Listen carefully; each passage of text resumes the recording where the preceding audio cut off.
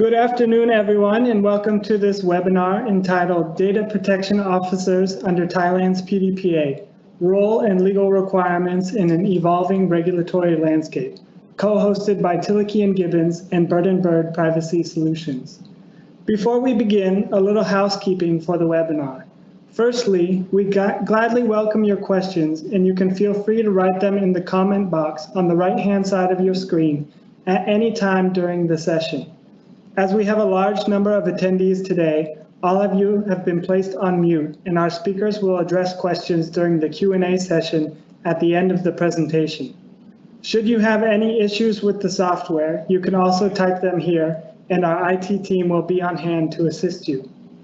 Today, Atista or Nop, partner and co-head of Tilleke Gibbins Technology Industry Group, and Vincent, managing director of Bird Privacy Solutions, will present an overview of the requirements and impact of Thailand's Personal Data Protection Act, the role of data protection officers, or DPOs, and their position within an organization. The session will be broken into 3 sections. In the first section, Vincent will discuss the legal impact of Brexit on data protection in the EU and UK. In the second section, Nop will provide an overview of the PDPA. And in the third and final section, our 2 speakers will lead a discussion on the role of a DPO in an organization. At the end of the session, Nop and Vincent will field questions from attendees through a short Q&A session. And with that, I now turn it over to Vincent to speak about the legal impact of Brexit on data protection in the EU and UK. Thank you very much. Good morning and good afternoon, everyone. Thank you very much for joining our joint webinar this morning in Europe and this afternoon in Thailand. We're really happy and excited to introduce today the changes that should be considered following Brexit, and we'll be very happy to discuss things a bit further with my colleague about parallels that can be drawn between the new Thai law and the GDPR. So when it comes to Brexit, Brexit has changed a few things. We know that from the 1st of January 2021, what happened is the end of the transition period, which was a period during which European law was still applicable to the UK. At the end of this transition period, the UK is then officially out of the European Union. European Union law is no longer applicable to the UK, and therefore it has implications in terms of data protection. And that's what we can very briefly discuss this morning. So the first real implication and very important implication is about data transfers, because in the past the UK was part of the same legal area as the EU, and therefore transfers could data flows could freely circulate within the area. It is, as a matter of principle, no longer the case. There is a provision in the trade deal between the UK and the EU, which includes the possibility to maintain these data flows between both regions until later this year. That being said, we will be waiting for what we call an adequacy decision to ensure that the UK is considered, deemed as a safe area to ensure free data flows between EEA organizations towards the UK. The other way around, the UK has already considered that the EEA would be considered as adequate, and therefore free data flows are secured from the UK towards the EEA. Another point that should be considered, apart from data transfers, is record or processing activity. You should ensure that wherever there are transfers to the UK, these are reflected in the European in the record of processing activities as a third country, because transfers towards third countries should be mentioned on the record of processing activities. So that's a point to flag and to secure. The UK being now a third country to the EEA, you should ensure that transfers toward the UK are treated as transfers to a third country within privacy notices and policies, and therefore subject to specific mention in those. You need to also ensure that in terms of template of data processing clauses and existing data protection addendums, you need to ensure that you review all of those and that you ensure that Brexit has been taken into account within those wherever necessary. There is also a very important point, which is, and that's something that we will discuss later, which is the appointment of a representative. UK businesses without any establishment in the EU will now have to appoint a representative in the EU in order to comply with Article 27 of the GDPR. And the other way around is also true, because the UK has reflected this requirement into UK law. UK businesses doing business in the EEA so have to appoint a representative in the EEA, and the other way around. EEA businesses doing business in the UK have to consider appointing a representative in the UK, but I will come back on this a bit later when discussing with No. So now, with respect to DPOs, there is no real change, because the GDPR and the UK GDPR are clear about the fact that DPOs can, in theory, be located anywhere on the planet. That being said, the Working Party 29, which became the European Data Protection Board, has indicated in their guidelines on DPOs that, as a matter of best practice, the DPO should be as close to the individual subject to processing activities as possible. So it means that preferably the DPO must be on the same time zone, but that is also something that we will discuss a bit later. I think that this is it with respect to Brexit. Please feel free to visit our website on twobirds.com, because we have a lot of resources in relation to implications of Brexit in the area of data protection. Thank you very much, and I hand over back to you. Thank you very much for your Brexit update, Vincent. That was very insightful information. Next up, we have Nop from Tilleke Gibbins, who will present an overview of the requirements and impact of the PDPA. Nop, over to you. Sure. Thank you, Derek. Thank you very much, Vincent, as well. I'm also quite interesting to hear all about the update about Brexit, and also would look forward to hear more about the legal representative requirement and the, of course, the expectation of the regulator when people in Thailand would need to comply with GDPR and need to appoint a local rep, and also need to have a DPO in GDPR jurisdictions. So now we are going to talk about Thailand PDPA. It's going to be a quick update. I'll go through a lot of slides, but I'll try to be not so quick about the presentations. So just a background about the PDPA. I think for the audience who are quite familiar with Thai Personal Data Protection Act, they will know that actually Thai PDPA carries a lot of key principles from the GDPR. But actually for the country itself, in terms of the rationale, PDPA and Cybersecurity Acts, which both of them has been enacted together on the same day in 2019, May 2019 to be exact. It is actually form part of a set of legislative that has been rolled out by the government in order to promote Thai digital economy, or we call it Thailand 4.0. So from this slide, right, you will see that there are a number of legislations that are marked in blue, and they are actually the set of regulations that would want to set up a fundamental law in order to be able, for Thailand to be able to create the digital economy.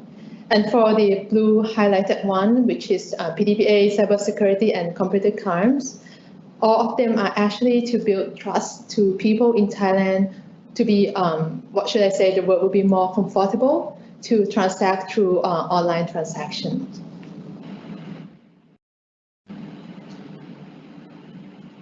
Then why data privacy law now? Again, for the audience who has already been follow the developments of the PDPA, actually we have draft Personal Data Protection Act or law, I think in the past like 15 years. And it actually eventually been enacted in this government in 2019. So it takes so much time for the governments to be able to roll it out. And there has been, for the past 10 to 15 years, a lot of resistance from the businesses in Thailand. And the reason that there are a lot of resistance because in the past, Thailand, we do not yet have any unified data privacy legislation, which actually this PDPA is going to, it is the first unified data privacy legislation in Thailand. And another reason that we need to have PDPA is, of course, to create the privacy protections in regards to the processing of personal data. And another thing that Thailand really need to have the PDPA is, of course, to align with the international standards. And that is why we adopted the key principle from GDPR, because the country, Thailand, see GDPR as the golden and best global standard, if that's the word. And right now, as I mentioned, the law has been enacted since 2019. Initially, it has a grace period of 1 year, which actually should have been ended this year, but because of the COVID pandemic, so that is why the reason why the governments decided to postpone it for another year. So the new effective date, the fully effective date for the PDPA is this coming 1st of June, 2021, which is now this year. This slide shows a framework of the law, and I just want to focus about PDPC, which is the Personal Data Protection Commission. Actually, the PDPA forced the governments to set up a new regulator, which is going to be entrusted or empowered to enforce the PDPA. And the process of appointment of PDPC has been prolonged, if that's the word. It has been taken for so many times, and now we do not yet have PDPC. So according to the law right now, the Ministry of Digital Economy and Society, or Digital Economy Ministry, or MDES, is the acting regulator. There are certain exemptions for PDPA as well. And those exemptions are quite similar to what you would have seen in the GDPR, and there are certain Thailand-specific exemptions, which is, for example, the Credit Bureau, because Thailand, we already have our own Credit Bureau Act that has more stringent requirements in terms of processing of personal data. But these are a list of the exemptions that the PDPA will not be applicable. For example, personal or household activity, media use, the activities of House of Representatives, the Senate and the Parliament, the court proceeding, and certain government agency with only specific purposes, like the national security, the state financial stability, public safety, AML, and cybersecurity. So that means not all the government agencies are exempted from the application from the PDPA. Like, for example, the Bank of Thailand, the SEC, or even the insurance regulator, they will need to comply with PDPA in certain forms.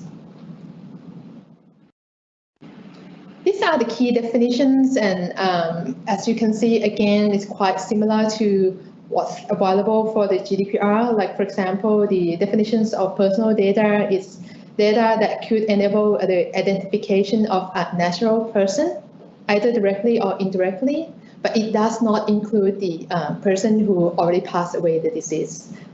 And there's no specific definitions of data subject, but again, by the context of PDPA, data subject is the natural person that the personal data can give the identification. And there are two important key players or key parties under the PDPA. One is the data controller. And again, the definition is quite similar to GDPR. It is a person or an entity that has the power to make the decisions regarding collection, use, and disclosure of personal data. And another key player is the data processor, which is a person or an entity that conducts any collections, use, and disclosure of personal data on behalf of or under the instructions of the data controller. Again, for the data controller is the one who makes decisions, and the data processor is the one who follows the instruction. So the application or the requirement under the PDPA for the data controller, it will be a lot more stringent as opposed to the data processor. And a good example of data processor will be outsourced company like cloud service provider. Those of the businesses that process data on other businesses' behalf.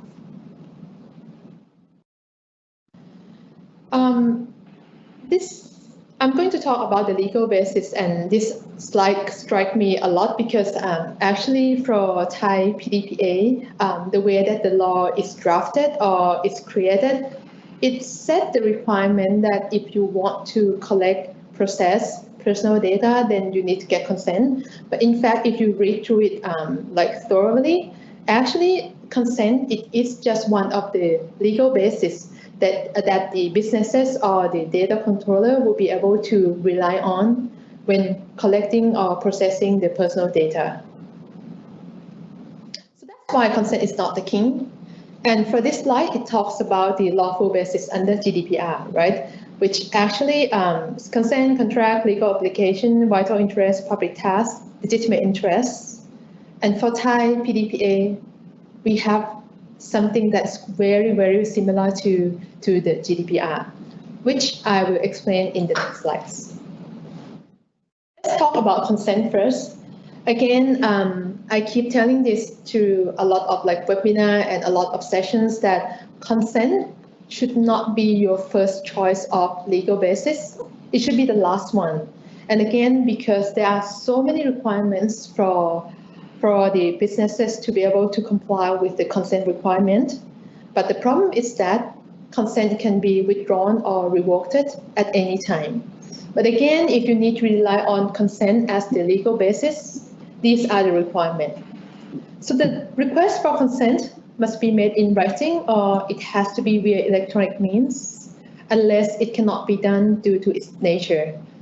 And the content, when you request for consent, it cannot be ambiguous, if that's the word. So it will have to tie in with the requirement that is called notification requirements, that you will need to give sufficient information, including the purpose of collection, use, and disclosure of personal data.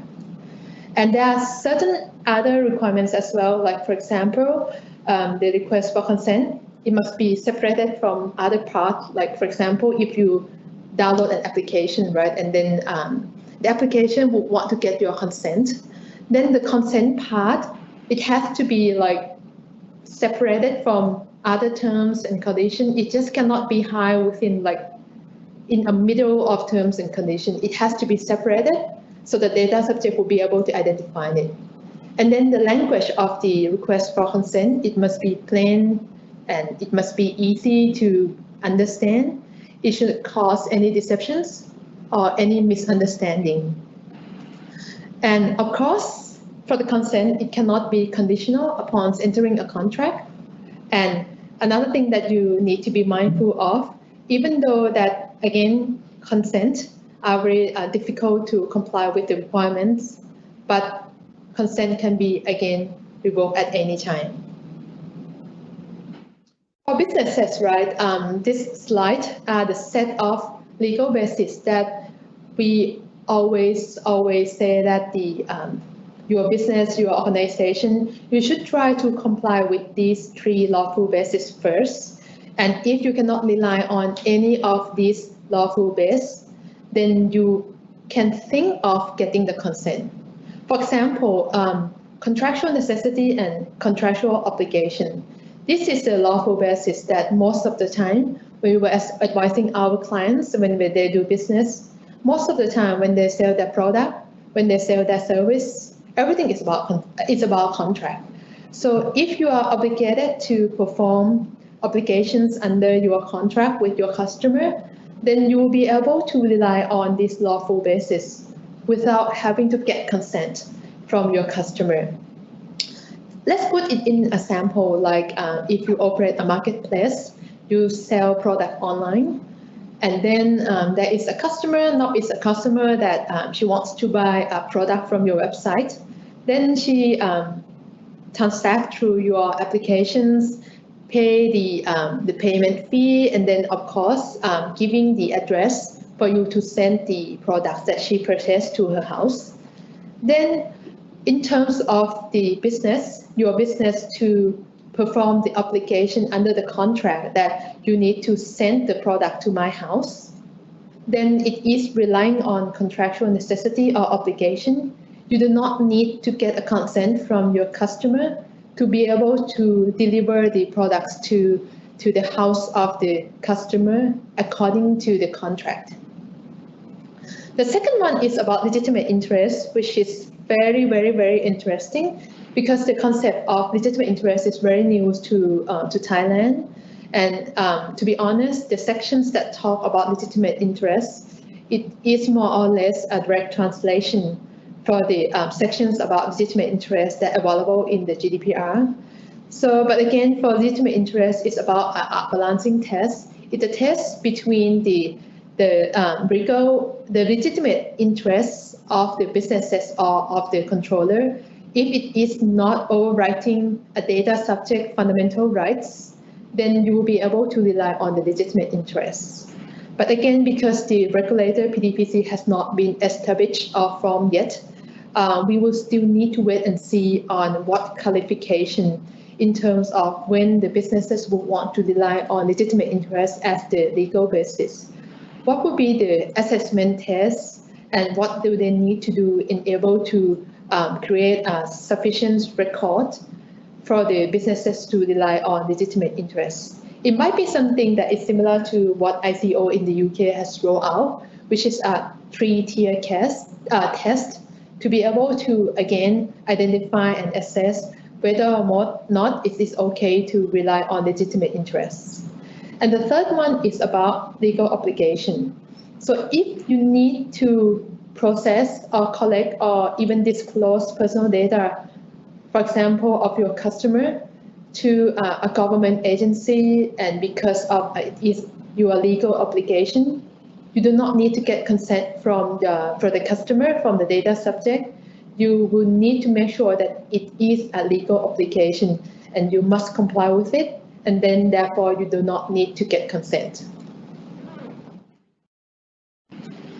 These 3 lawful bases are also available in Thailand as well, but it is going to be quite difficult for businesses to be able to rely upon. But I'll go through it quickly. Like for example, for the purpose of research and statistics, for the purpose of vital interests, which again is quite similar to the GDPR, and for the public interests, which this legal basis will be relied upon a lot by the government authority here in Thailand. And just so you know, right, for personal data under the PDPA, actually there are 2 sets or 2 types of personal data. Normally in Thai we will call general personal data or ข้อมูลส่วนบุคคลแบบธรรมดา and then there is another type of personal data which we normally call it sensitive personal data, but it's actually not being specifically defined in the PDPA. But generally, the nature of this type of personal data are more sensitive, if that's the word. And these are the examples that has been listed from the PDPA, which again, I feel that it's very similar to the GDPR. Like for example, it's personal data relating to the criminal records, health record, disability, labor union, even like the genetics information or biometrics. Those are by the nature more sensitive. And then according to the PDPA, there are enhanced legal basis that you need to rely upon when you want to collect or process sensitive personal data. And most of the time when we were advising our clients on processing sensitive personal data, it will be 75 or more % that you will need to rely upon explicit consent from the data subject.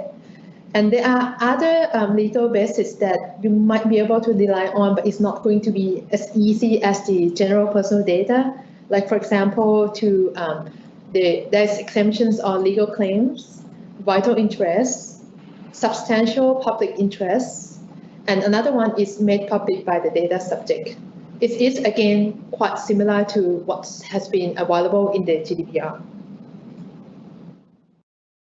Another requirement that will generally require you to have to prepare a privacy notice or a privacy policy. The requirement is going to be slightly different than other jurisdictions. In Thailand, when you as a data controller would want to collect personal data, you will need to inform certain information to the data subject before or when collecting such personal data. The information are, for example, the purpose of collecting, use, and disclosure of personal data. What are the type of personal data that you will be collecting? And the impact or the adverse impact that's likely to arise if the data subject fail to agree to give the personal data. And that's most of the time is when you want to rely on legal obligations or contractual necessity as the legal base. And you also need to inform the retention period. You also need to inform who are the persons that the data subject, that the personal data will be disclosed to. And you need to give certain information about yourself, the name of the data controller, the contract address, the contact channel, and also you need to, again, give the information about your representative or the DPO. And the last thing is you need to notify the rights of data subject under the PDPA. And just so we are clear for the next section, right? For Thailand PDPA, we also have the same concept as the GDPR, which is the extraterritorial effect. So there are certain circumstances that data subject in Thailand will be protected for an overseas data controllers. There are also requirements on the restrictions on cross-border transfer, but in general, if the transfer is to a third country that has adequate personal data protection standards, that transfer will be okay. But if it is not, then you have to look into the exemption that actually has been listed out here. You will be able to send to a third country that do not have sufficient protection standards if it is to comply with law. If the consent is, again, obtained from the data subject, but you need to inform clearly that the third country has inadequate personal data standards. There are also exemptions if you need to do a cross-border transfer within the group organization. Like maybe your business will be a part of a group of a global MNC, and you just need to cross-border transfer it internally, if that's the word. So you might need to establish a BCR. It's called Binding Corporate Rule, and then you need to get it approved by the regulator, which is now not yet formed. But again, you could start looking into if it's going to be applicable to you. Rolling out a binding corporate rules, because it will make the life much easier when you get the approval from the PDPC. Then it will enable the whole organization globally to be able to flow the data, their personal data between each other.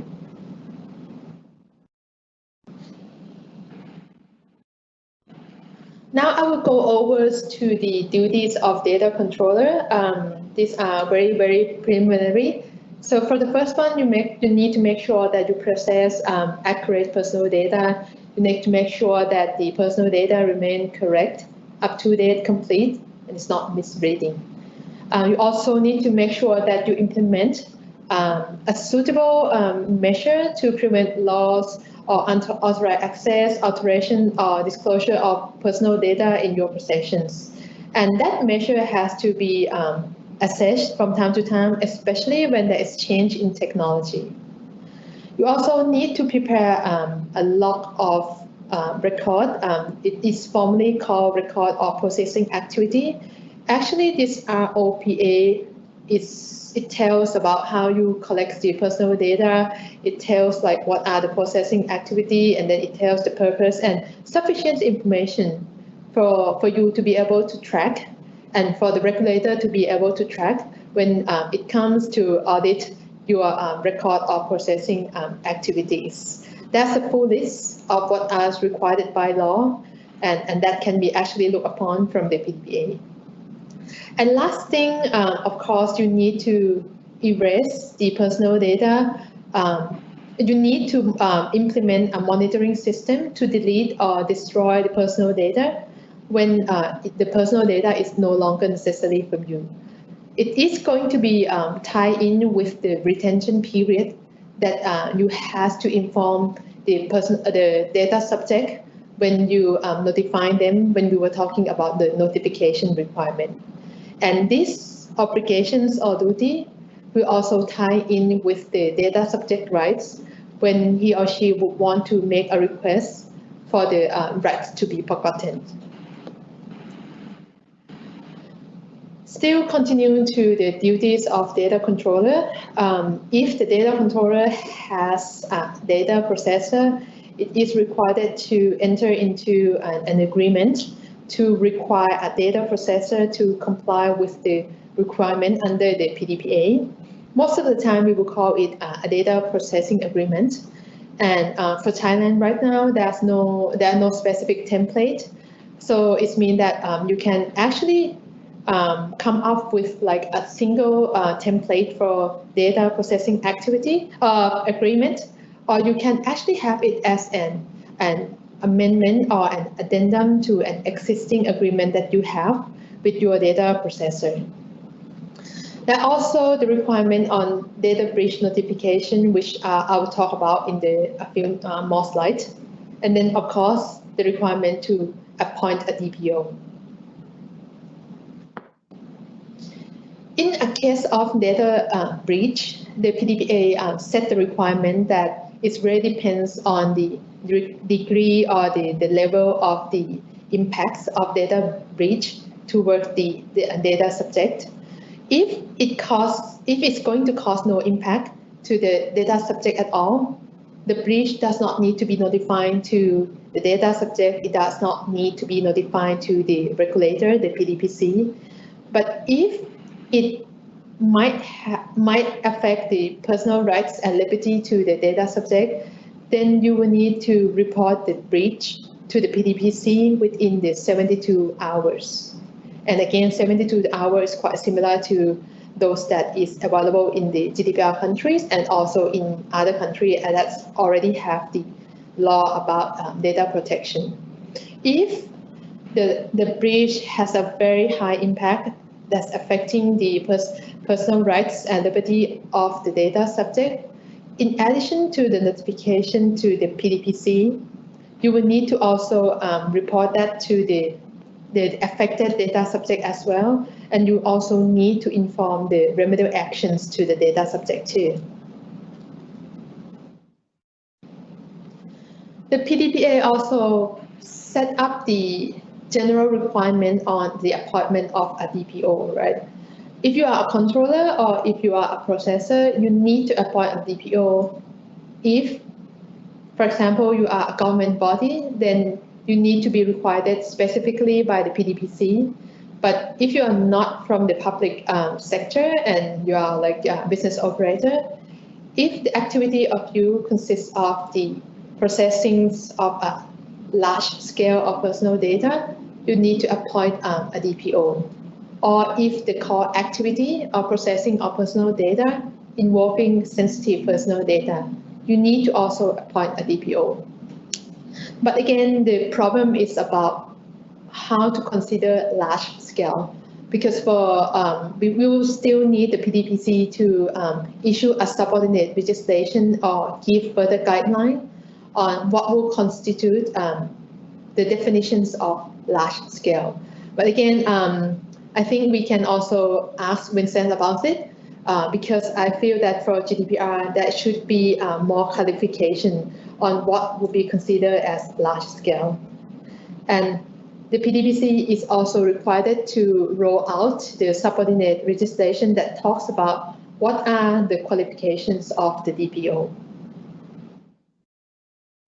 The duties of the DPO, again, for you to consider whether you would need to appoint a DPO internally, or the PDPA also allow you to appoint a DPO like an outsourced company or a service provider. A DPO do not really need to be your employee, but it can also be an outsourced function as well. But again, the duty of a DPO is to, of course, first give advice within the organizations to the employees, to tell the employees or tell the businesses on how to comply with the PDPA. The DPO is also need to inspect or audit internally just to make sure that your organization is in compliance with the PDPA. And the DPO needs to be the contact person to coordinate and to cooperate with the PDPC, just in case there's any complaint, is there any issues about the compliance or about you will be able to comply with the requirement under the PDPA. And the last one is the duty is quite personal to the DPO, which he or she will need to keep confidential of the personal data, which is known or acquired during the course of performance of his or her duties. And again, the qualifications of DPO will need to be further prescribed by the PDPC. But from what we understand, it will really follow a lot on what are the qualification or expectation that will be required for those of the GDPR country. These are also the data subject rights. I have mentioned it briefly in the previous slide, but then again, data subject has the right to withdraw the consent at any time, has the right to object processing of personal data, has the access rights to request or to obtain a copy of personal data, has the right to suspend the processing of personal data, has the right to be forgotten, if that is normally called, or in Thai we call it right to erasure. Also the right to data portability, to port the data from data controller to another data controller.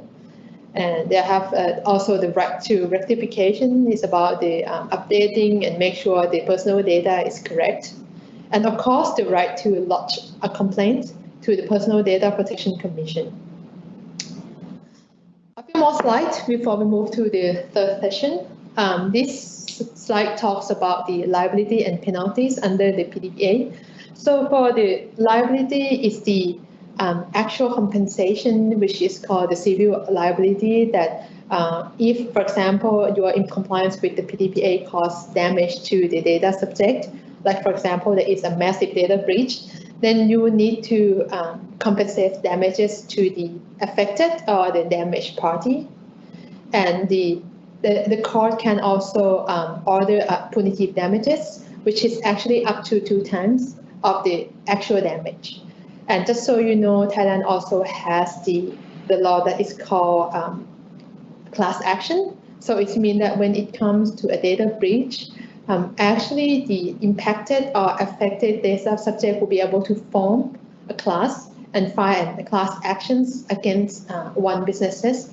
So it means that with this ability to impose punitive damages and the ability to create a class action, the civil liability under the PDPA is not something that is minimal. There are also criminal penalty and also administrative fines, and it actually ranges between 1 million to 5 million, depending on the severity. So that just so you are kind of like understand that even though the administrative fine or the exposure under the PDPA is not going to be like as massive as what you have seen for the country that need to comply with GDPR, but again, it is not small considering that the COVID and pandemic and the current situations of the economy here in Thailand. And then one last slide before we move to the third sessions is PDPA has a grandfather provision. So it means that you as the business will be able to continue to keep, or it's called, you can continue to collect and use the personal data, which you have collected before the effective date of the PDPA, which is the 1st of June this year. You can continue to keep it, you can continue to use it, just only within the original purpose of processing. But you will need to prepare and publicize a method for the data subject to be able to withdraw his or her consent if he wants to. And then if you need to first disclose the personal data that you have it before the effective of the PDPA, then you will need to make sure that you comply with the PDPA requirement. So it means that you can continue to keep and use, but then for the disclosure, then you have to make sure that after the effective date of the PDPA, you need to comply with the requirements. With that, I'll turn it to my colleagues, Derek, to talk about the Q&A rules. Thank you very much, Nop, for that very thorough presentation. For the next session, Vincent and Nop will group up to discuss the role of a DPO in an organization. Just a quick reminder to all of our attendees, we are still accepting questions and you can submit them in the chat box on the right-hand side of your screen. Our speaker will address these questions at the end of this session. And with that, I turn it over to both Nop and Vincent for the discussion on DPOs, the role of a DPO in an organization. Hi, Vincent. Can I just quickly check if you're on?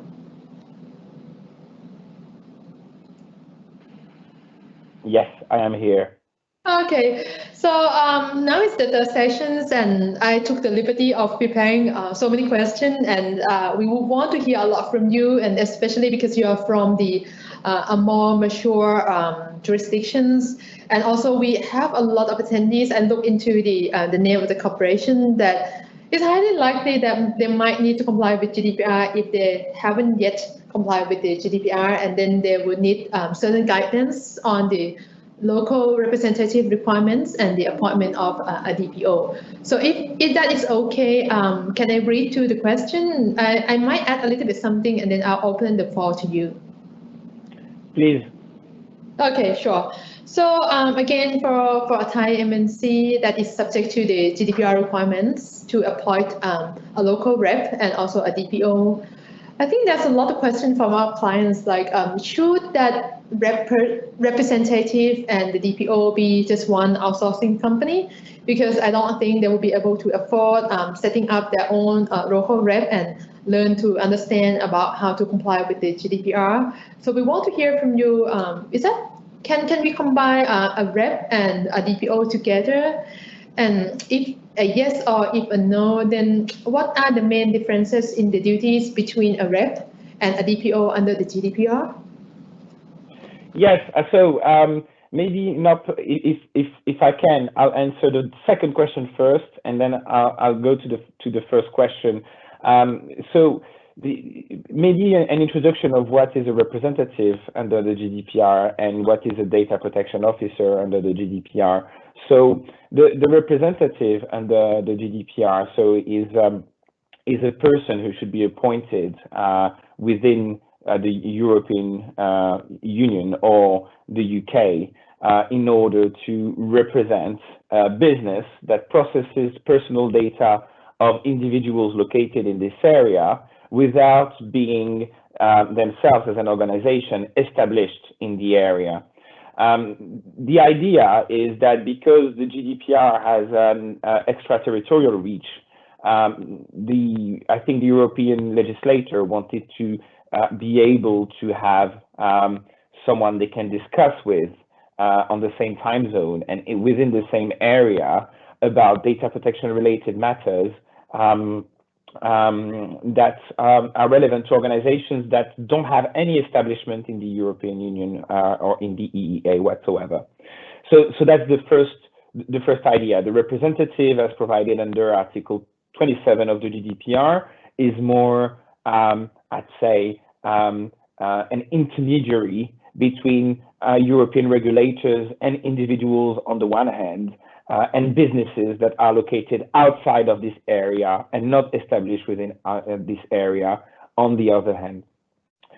That being said, the DPO is a slightly different function, not a slightly, I would even be tempted to say completely different function, because the data protection officer is somehow an independent body that will sit either inside or outside the organization, and that will be there to monitor independently that data protection compliance is ensured and that a sufficient level of adherence to data protection regulations is secured.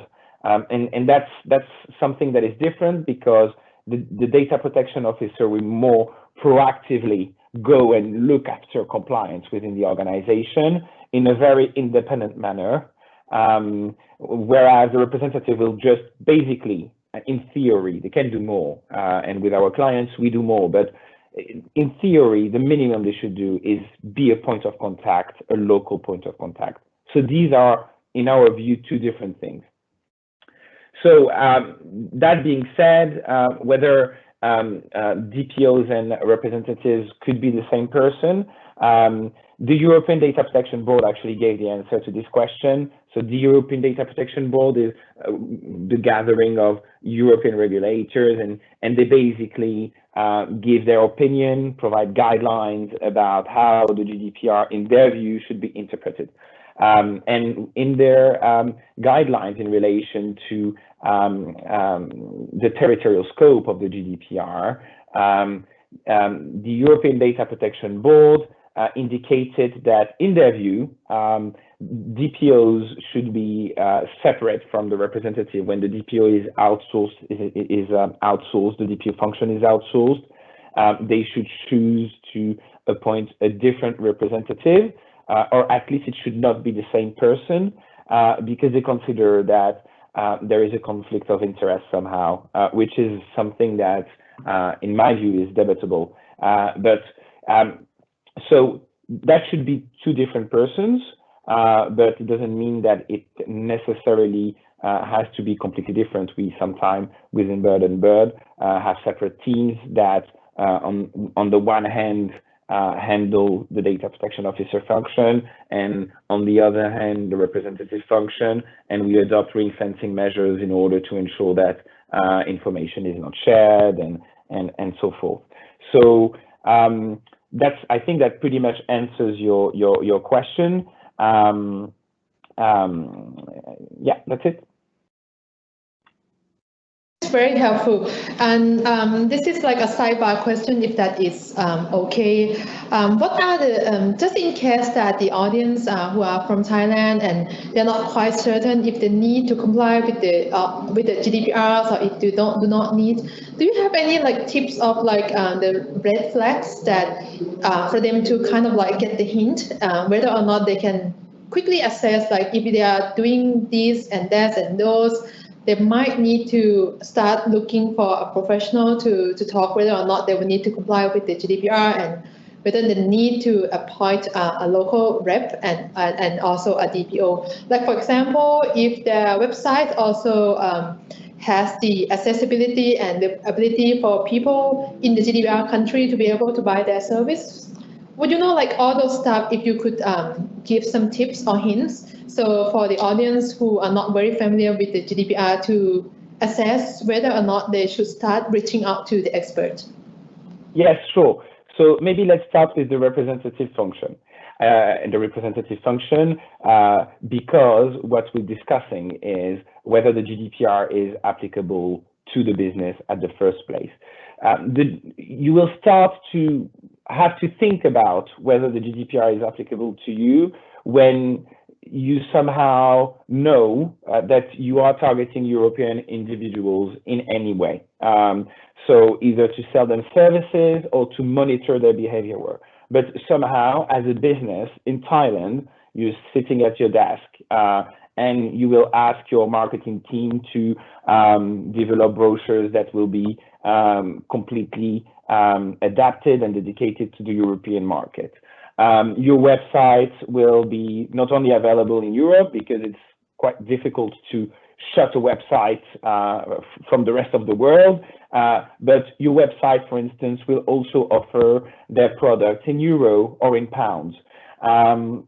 So these will be hints that will suggest that the business is targeting European customers, and that is something that then should somehow give an indication that it's probably high time to think about this. Another example is, for instance, for businesses that develop apps, iOS or Android apps, and that are accessible to the European app stores. That's also something that should start triggering a reflection on whether the GDPR is applicable to the business or not. One thing to consider is that now also with Brexit, businesses should also consider the UK as one single area, and therefore should consider whether the UK GDPR, the UK Data Protection Act, is applicable to them, which is at this stage pretty much a reflection, identical reflection of the GDPR, subject to some exceptions. There are some principles that are really only relevant to the UK, but that's also a question that should be considered. Now, that being said about the representative, if we talk about the DPO, I know you mentioned something very interesting that was reflected into Thai law, but also the DIFC law, which is the concept of large-scale processing. And so basically, you need to start about the reflection about appointing a DPO when you have the feeling that probably your processing activities are large-scale, whether they involve special categories of data or not. So large scale is not really defined, and to be completely honest, in Europe, we still don't have a very clear indication. There's not a number, an official number of individuals or set of personal data that triggers this the appointment of a DPO. But I do have an example which comes from our Dutch friends, the Dutch Data Protection Authority, which tried to clarify the concept of large scale, and within the communications released in 2018, the Dutch Data Protection Authority was basically trying to give an indication to GP practices and hospitals on whether or not they should appoint a DPO. And the Dutch Data Protection Authority seemed to consider that when an establishment, a medical establishment, processes at least the data corresponding to at least 10,000 patients a year, then it should be considered as large scale, and therefore it should trigger the appointment of a DPO. But again, that's the Dutch Data Protection Authority, which aims at clarifying to some extent the requirements. There is no clear number, and it generally leads some of our clients to call us and decide to appoint a DPO because they want to be on the safe side of the fence, and they just think that maybe we won't recognize that we are legally required to appoint a data protection officer, but we will consider that we do that as a matter of best practice. Oh, it's quite interesting to know that there's no definite define or quantify all the scopes of the large scale. So I think for Thailand it's going to be the same. So let me move on to the second question. It actually talks about right now the regulator in Thailand has not been rolled out the qualification requirement for a DPO in Thailand. So I just want to hear a bit more again from a more mature country like you guys. What would be the qualification requirement for a DPO in the GDPR? And if not, then what are the expectations of the regulator to have the qualifications of the DPO? Yes, so so I think that what I can talk about is what the ICO in the UK has indicated in terms of expectation with respect to professional qualities of the GDPO. But it's pretty much the same under the GDPR. It reflects what is required by the GDPR. So they need to have professional qualities and experience and expert knowledge in data protection law.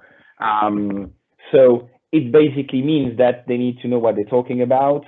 They need to have a certain level of experience, but again, don't expect a number of years or something very specific.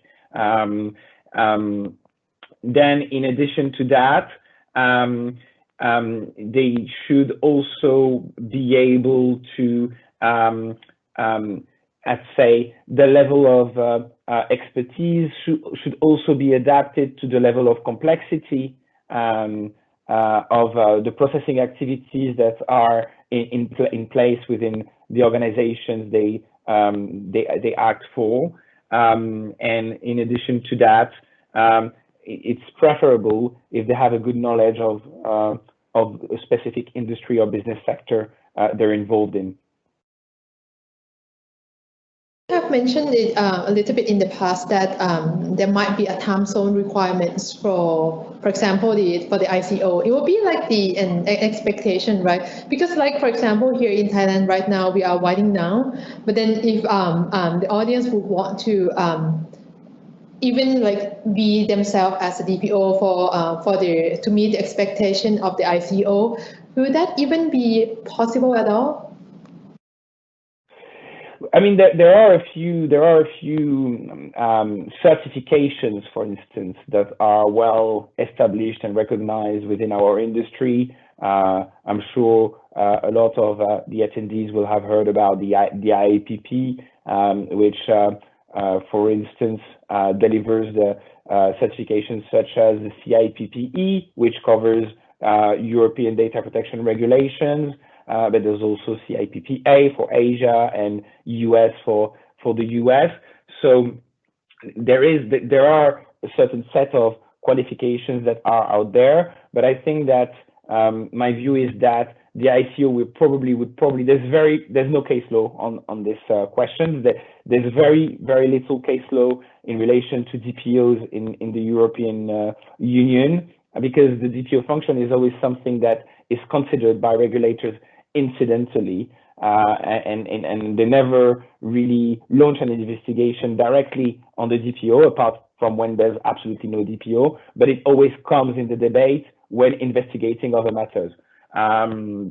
So very little case law, so very little indication, but my take would be that the regulators would have a look at it on a case-by-case basis, and look not only at the certifications, because I would assume that it can be very easy to pass a certification without having years of experience in data protection law, but probably a combination of how long the person has worked in data protection, what's their experience, what's their professional background, are they more IT, are they more legal, do they have a certain set of certifications? I would really think that it would be something that would be considered on a case-by-case basis rather than on a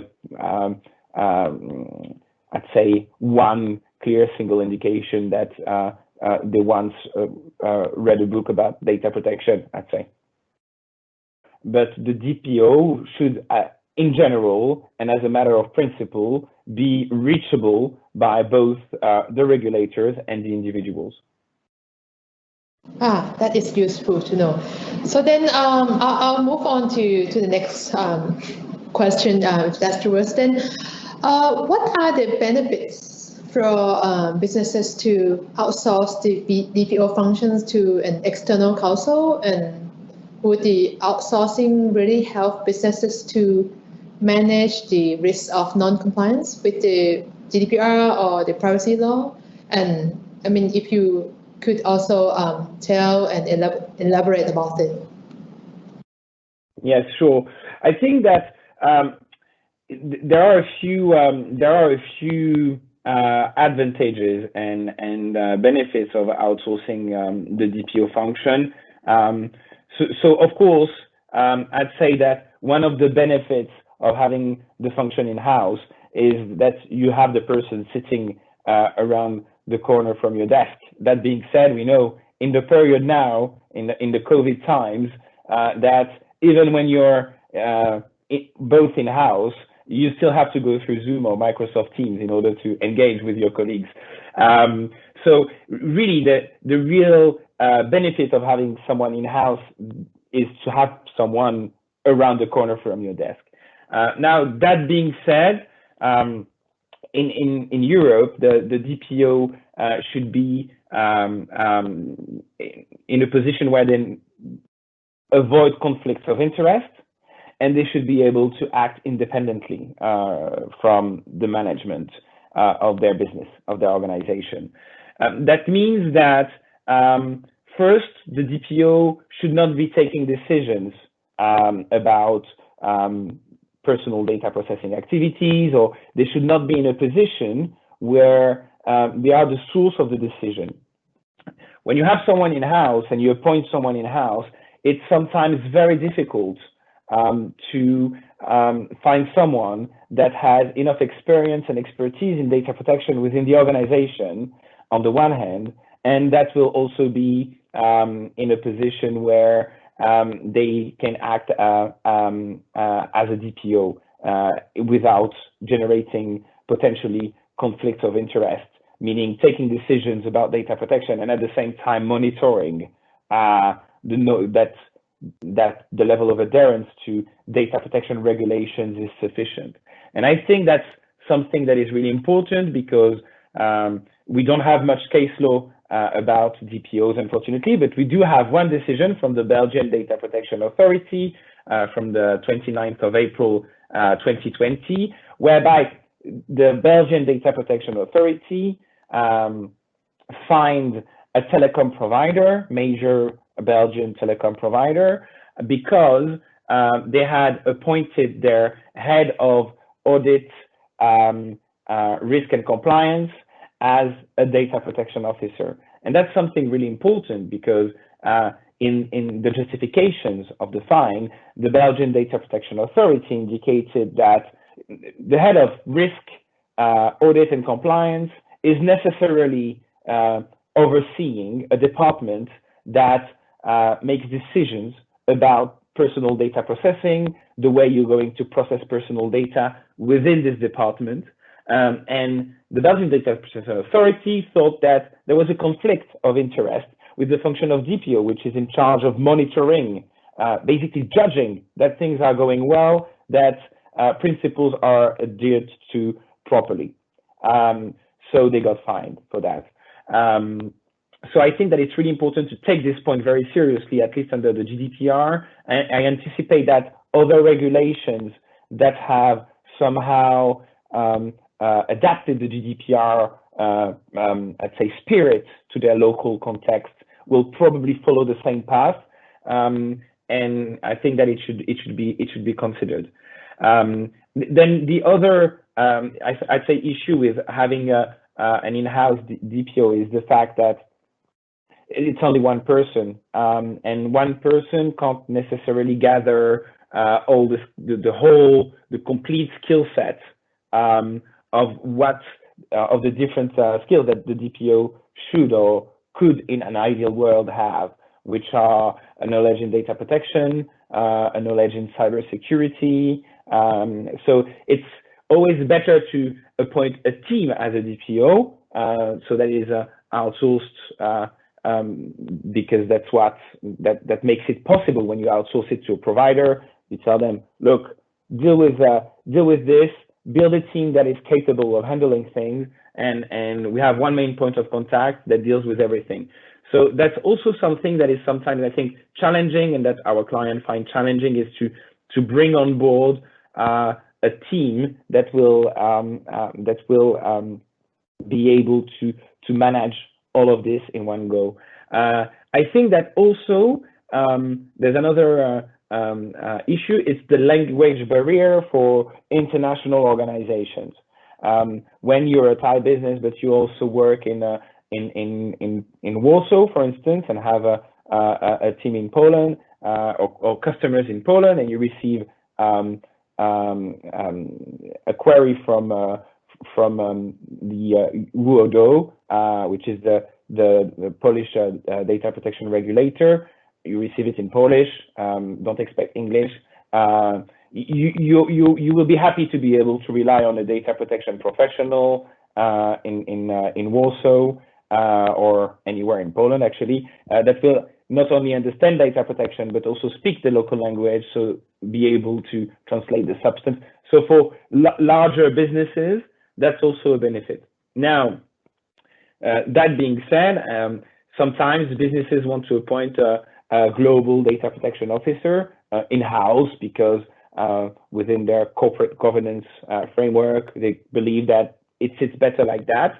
So what they do sometimes, and what we've seen, is also, okay, we're going to have a global DPO, but in some countries, we will have an outsourced DPO because we think that it makes more sense, or because it's a bigger country, so we need the data protection expertise and the local language support. That's something that is also possible, and that's also something that is possible and made possible because in some European countries, there is a requirement to appoint a local DPO in addition to the requirement to appoint a DPO under the GDPR. That's the case in Germany, for instance. And in Germany, the federal data protection law somehow requires from businesses that employ permanently more than 20 employees to appoint a local DPO. So sometimes businesses will come to us and ask us to resource only their German DPO function because they will need someone local.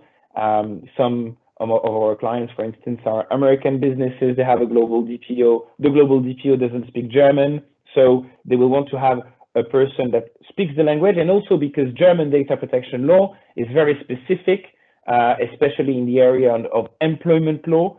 So it is sometimes it makes sense to have a global DPO in-house sometimes, and in some countries bring on board local knowledge with local language. And also one final point, if I may. Sorry, I hope I'm not too long, but that's a topic that really gathers all my attention on a 24/7 basis. So it's always good to be able to share views.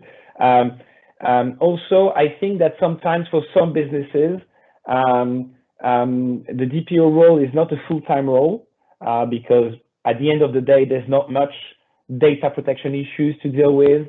I'm thinking, for instance, particularly in small to medium B2B businesses. Sometimes it doesn't make sense to employ someone full time, and then because of the requirement to avoid conflicts of interest, it's difficult also to find amongst the very little amount of employees someone that can tick the DPO expertise box plus the conflict of interest and independence boxes. So sometimes for that kind of organizations, it makes more sense as well to outsource the DPO function so that they can really manage how much time they need, so how much time they pay every month, basically, to their provider, and they can manage better their budget. That's very, very helpful to know, Vincent, and especially about the language barrier. I don't speak any of other European language, with exception to English, and Thai is of course my first language. And again, it's also useful to know that the service is 24/7, because especially when there is a breach, then the clock is ticking. So the time zone, the barriers, and the local knowledge will be very important for the Thai MNC here, that they need to, if they need to comply with the GDPR. Then I'll move to the last question, and then another side question for you to. I think it's very easy for you. I think we should end it before we pass the Q&A floor to the audience. Is if you could talk about the likelihood of exposure of the fine and penalty for not complying with the GDPR, just to get a sense from the audience for them to understand what is dollars and cents that they are kind of like being exposed to if they don't comply with GDPR. But let me stick to this question first, and then you can end it by talking about the exposure. So the question is, in your experience, is it practical to pool resources for DPO functions in multiple countries? Like, for example, would it be practical or even possible to have just only one DPO team in, for example, in Singapore, just to cover all the Southeast Asian country, rather than just having like one DPO team / person per country? This is, again, we want to hear your experience in a more mature jurisdiction. Yes, so I think it's really a difficult question, because I think that it really depends on the organization, the budget that they want to allocate to the DPO function, because even for in-house DPOs, we always think about salary, but employing someone is not only salary, because the DPO has to be competent in data protection. They also have to attend conferences. They also have to be trained on a regular basis. They also need to pass certifications. So that's also a budget for the business. So the more people you bring on board, and it's the same on the outsourced side, the more, the bigger the team is, the more it costs.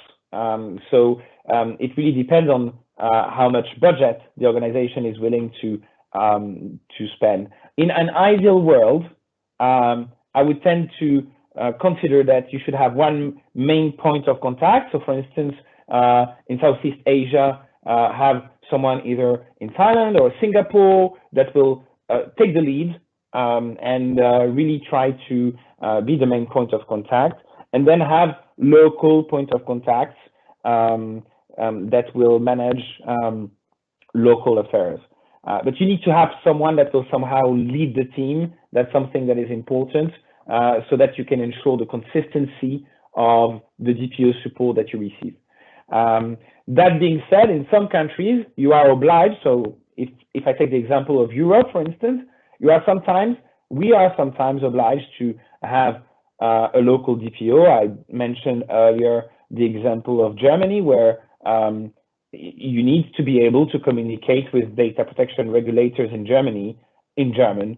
That's the way it is. I don't speak German myself personally, so I have a wonderful team in Germany that support us with our clients locally. And sometimes, for instance, it's the same in Finland, or where you need to have somehow a person locally that is able to communicate in local language. So I think that it's important to consider those things. But in Europe, there's no actual, unless it's a local requirement, like it's the case in Germany. It's really up to the organizations to build their DPO team the way they wish to build a team, as long as, again, it ticks all the good boxes, the regulatory boxes of independence, prevention of conflict of interest, knowledge level of the DPO in data protection, skills, and so forth. And accessibility, availability to the regulators and to the individuals.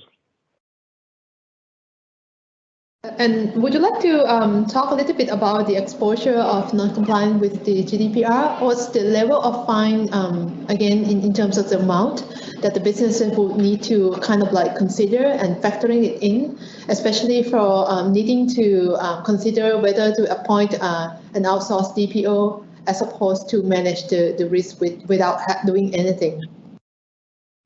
Yes, I think that in terms of enforcement, it really depends. But we do see that regulators are very active and proactive in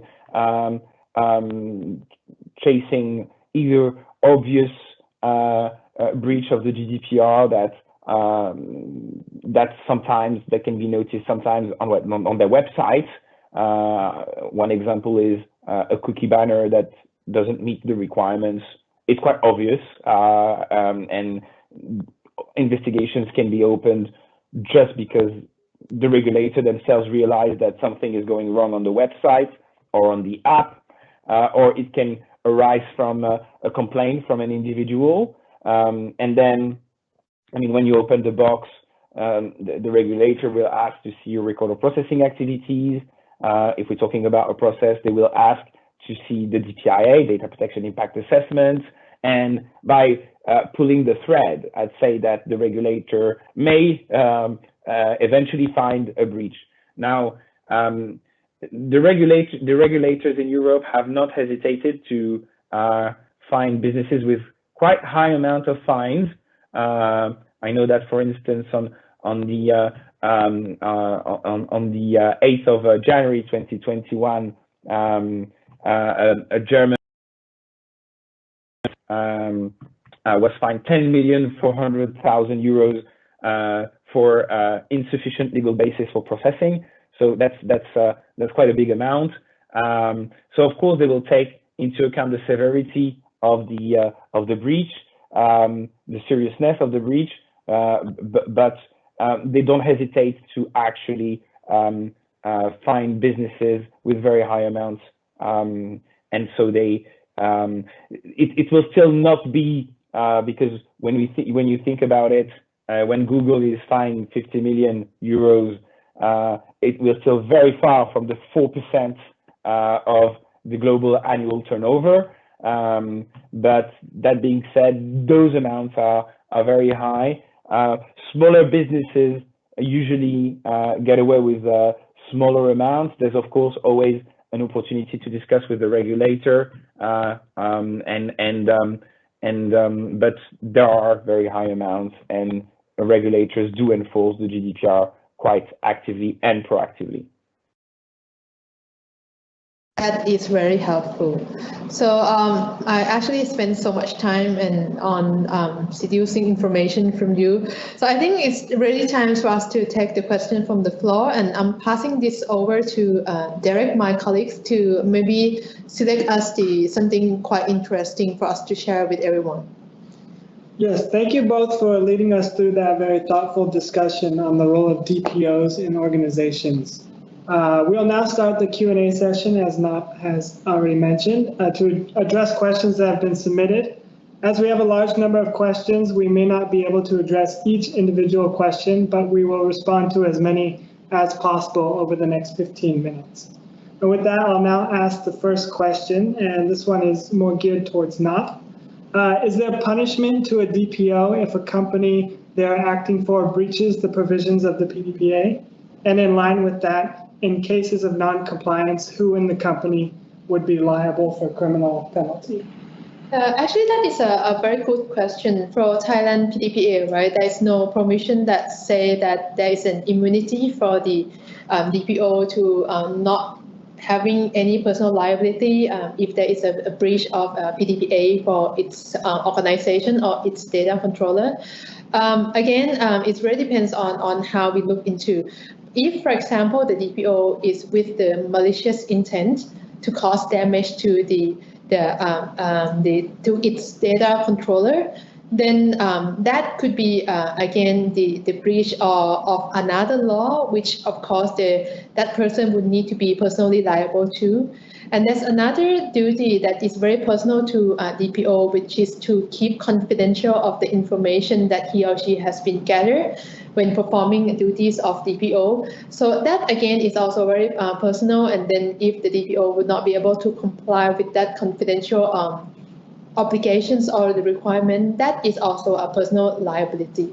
But having said all that, if, for example, a DPO is performing his or her own duty, not disclosing confidential information, not with the bad faith or the intention to cause damage to the data controller or gross negligently, in general, there should be no personal liability.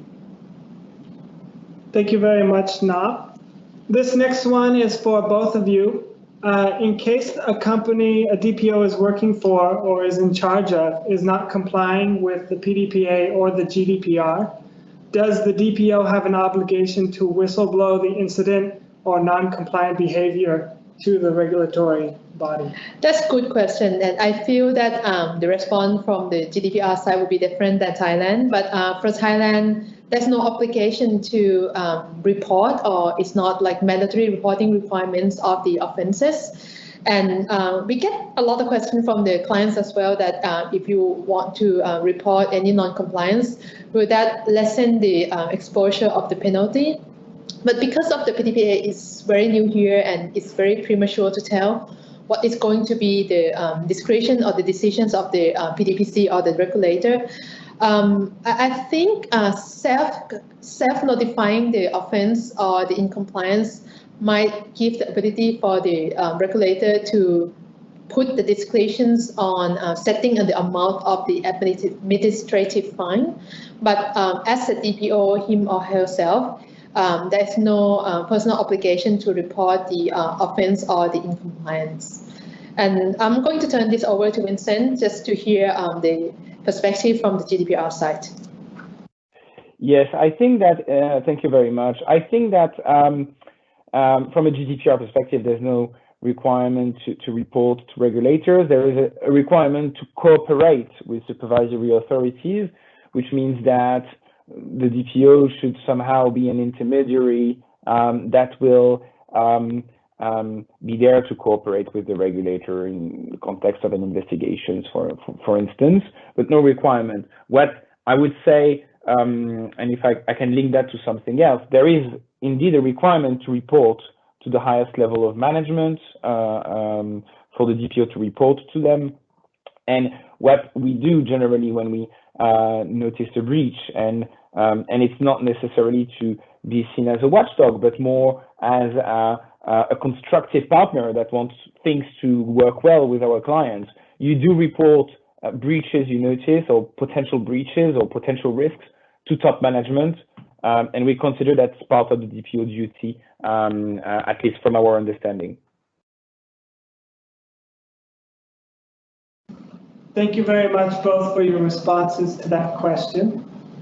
The next one we have here is, can a company have several DPOs to take care of personal data from different groups of customers? And if so, should they do that, both according to the PDPA and the GDPR? Vincent, do you want to go first? Yes, so I do think that there is the possibility somehow. I would say that you need to have a DPO at an organization level. That's ideal. But then you can have people looking after specific areas of the business, specific products of the business, specific set or series of processing activities. That's something that can be considered. And that's something that can be considered sometimes when, for instance, you want to appoint someone internally that will somehow oversee processing activities, but just for one business function. And you will want to appoint them as a DPO for another business function in order to ensure that you prevent conflict of interest. And I think that's something that we've seen. That's something that is quite rare, because the ideal solution is still to have, you always need to have a DPO appointed at an organization level, but then at a more, I'd say, business function level, you can have people that are in charge of a specific topic. That being said, things are made easy for businesses that are structured through subsidiaries, with each subsidiary managing a specific product from the business. But yes, so it's possible, but I'd say that ideally you need to have someone at an organization level. Yeah, thank you, Vincent. I feel that for PDPA it's quite the same, that it is possible, i.e. the regulator will not say that, no, you cannot have that, as long as you feel that it will better serve the compliance of the PDPA, you might want to explore. But I don't think that you will need to have like so many DPO in the specific BU just to make sure that things are in order. But you can, for example, maybe set like a champion that will be able to work together with a DPO just to make sure that if there is to be like some of the communication or the reporting, or if you change the processing activity and you want to put it in the ROPA, that champion will be able to help the DPO in terms of performing the obligations or the requirements under the PDPA of your own organization. Thank you very much. The next question we have here is for Vincent. After Brexit, are data controllers and data processors who are subject to the UK DPA still able to adhere to guidelines adopted by the EDPB or WP29? Has the ICO officially recognized those guidelines? So I think that the first thing to say is the fact that the ICO was heavily involved in the drafting of those guidelines from the European Data Protection Board. The ICO was heavily involved in the drafting of the GDPR itself. So there is no particular reason why previous interpretation of the GDPR would be ruled out as invalid by the ICO from the end of the transition period. I think that the ICO will still work very closely with European institutions in order to an extent possible, ensure that there is a certain level of consistency between the UK and the EU interpretations of similar laws at the end of the day.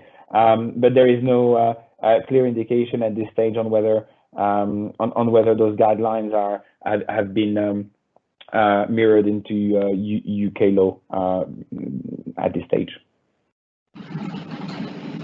Thank you very much, Vincent.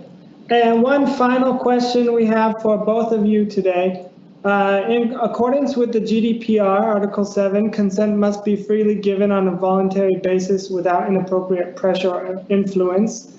It's also applied to the PDPA. So what about consent that an employee gives during the employment period for sensitive data collection? Would that be implied that the consent was given under employer's influence, and would it make the consent invalid?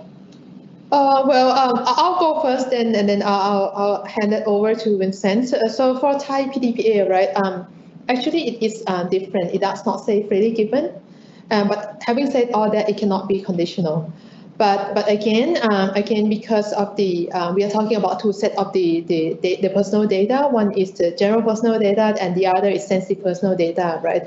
So for performance of employment contract and the general internal business conduct of the organization, I don't think you will need to get consent. You can rely on the on the contractual necessity to be able to process personal data. But again, because the question addressing on the sensitive personal data, which the requirement of PDPA is more stringent. So it's not just have to be like, how should I say, it has to be an explicit consent, because to be honest, you will not really need to use sensitive personal data just to be able to interact and to perform your obligations under the employment contract. So it cannot be conditional, just so you know, and then you need it to be explicit. And Vincent, over to you, please. Thank you. I would agree with you. No, I would tend to say that what we do and what we generally recommend to our clients as a DPO is to avoid to as much as possible rely on consent as a legal basis, and that's very fortunate because the GDPR and the UK Data Protection Act offer a wide set of alternative legal basis for processing that are particularly suitable in the context of employment, and that's something that we generally recommend to our clients. Maybe one thing that I can advise, if I may, is for only GDPR specific HR matters, Bird & Bird also has a database that is available online on this specific matter of consent in the context of employment law, which is our HR Data Essentials platform website that is accessible freely. Find it on Google. And for GDPR related matters, I'm sure that you can find information that you need on this platform. Well, thank you once again, Nop and Vincent, for your valuable information today. That's the end of our Q&A section and also the end of the session.